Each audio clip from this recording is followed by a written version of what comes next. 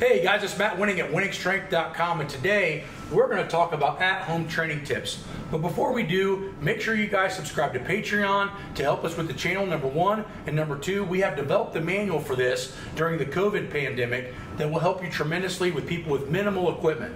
So go check those things out. But let's get to the video.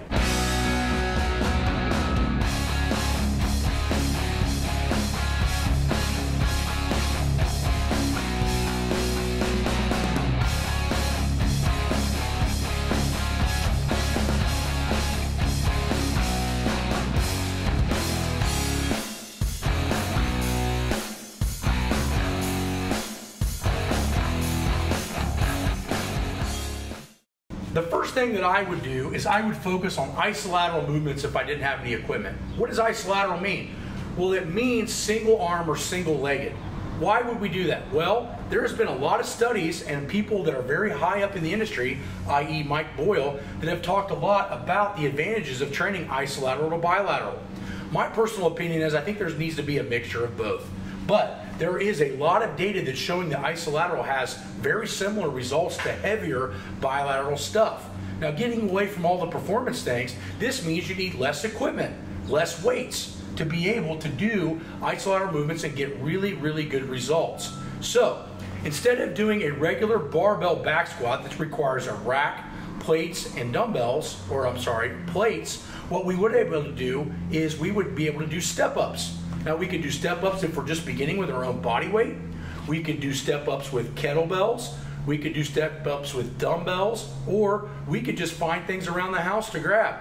But doing step-ups are huge instead of squatting if you don't have the proper equipment. So make sure that some of those are in your particular library of training.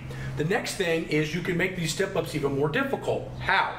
Well, there's a couple of ways. Step up to an uneven surface. So something like a big foam block, maybe even an old mattress or a bed that you don't really care to use anymore that might be in the guest bedroom. Stepping up to something that's soft and kind of imbalanced makes it more difficult. Another way you can make it more difficult is to do it sprinter style. This is where the other leg never really touches the bench and drives up like you're getting ready to jump or sprint. I like to do these a ton because it forces a lot of the balancing muscles to have to play a key role in those things. So make sure step-ups are in your particular range. The next thing that I would focus on in at-home training is the areas in which most people get hurt. If we look at particular areas where most people get hurt, we're going to be looking at the shoulders, the knees, and the lower back. For most all of us, we know someone in our family or ourselves personally that have had huge issues in those particular areas. Why? Well, even if we work out, we may not be putting the right amount of intensity, time, and thought process into those particular areas.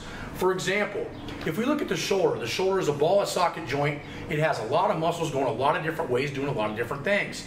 But most of the time in our daily life, everything is anterior. So the posterior side of the shoulder is, in my opinion, what holds the key to shoulder health, neck stability, posture, and all kinds of other things that are a trickle effect. So what does this mean? Well, rhomboids, rear delts, subscapular muscles, and lower traps are huge in order to maintain this position as we get older. Let's face it, 85% of the job force is now seated and at a desk and a computer. This means that these muscles are heavily taxed by just leaning over and putting gravity on the wrong spot all the time. We see computer neck all the time, especially even people that come in here for assessments or online coaching or any of these other factors that need to be corrected. Well, guess what? That's a problem for a lot of people now. So shoulders, knees, and lower backs. The next one would be the knee. The reason that I feel most people have a knee problem is they have lack of VMO development, which is great for knee tracking at the patella, and then also making sure that the hamstrings are as balanced as possible to the front. So the quadricep to hamstring ratio needs to be a huge factor in your training. This means that doing seated band leg curls, if you don't have a lot of equipment, should be in your program at least a couple of times a week. And you also need to make sure you're doing a lot of straight-legged deadlifts and alternate toe touches, bringing back in that isolateral component that's not only going to attack muscle, but it's going to attack muscle with less weight. The next big problem is the lower back.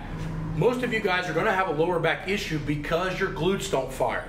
Why is this a problem? Well, if you read a lot of people that have been studying this for a long time, if you sit on your butt for a long period of time, you get what they call glute amnesia.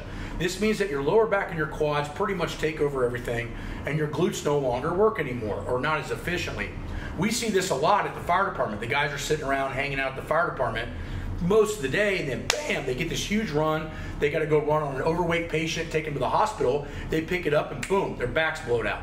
So what do? We have them do a form or a series of reverse hypers about every 4 to 6 hours on duty, the ones I can get to do it. And what we found is that lower back injuries have dropped nearly 65% in 15 years. That is huge. Why? We're constantly activating the glutes. So some things you can do at home that will help you with glutes that you don't need a lot of weight for is single-legged glute bridges. We can do banded good mornings.